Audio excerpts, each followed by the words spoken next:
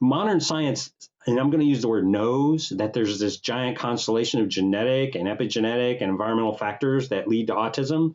We know there's so much evidence.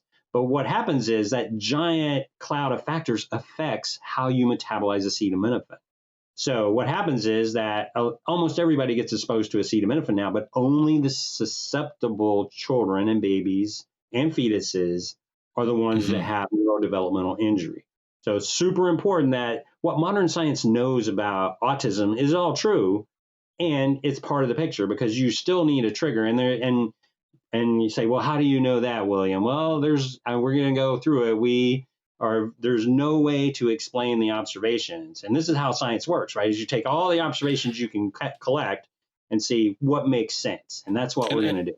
And I think this is a very important part of the idea here, which was unfortunately I missed, which was missed or not addressed properly in the press conference, is that it's not necessarily Tylenol by itself. It's in combination with these triggers or these deficits that cause some of these pathways not to work. So you have to be So it's sort of like codeine, right? It was in use for almost 200 years, and finally you decide, well, we just need to take it off the market because it's killing so many children, because they have a certain enzyme which converts it into morphine just too rapidly, and it causes them to die because of respiratory failure. So in terms of a press conference, you probably don't need, I don't know if you want to go, for your audience, yeah, we should look at the science, and especially because people are thinking, well, it's not acetaminophen, it's this complex mix of things. We need to explain that. But for practical intents and purposes, the thing that you can control, even with coding, where it's only one gene, the thing you can control is probably what you need to focus on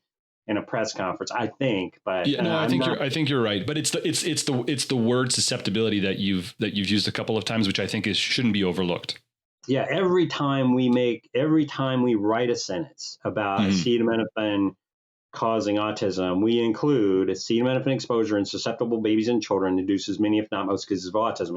And it's like standard language.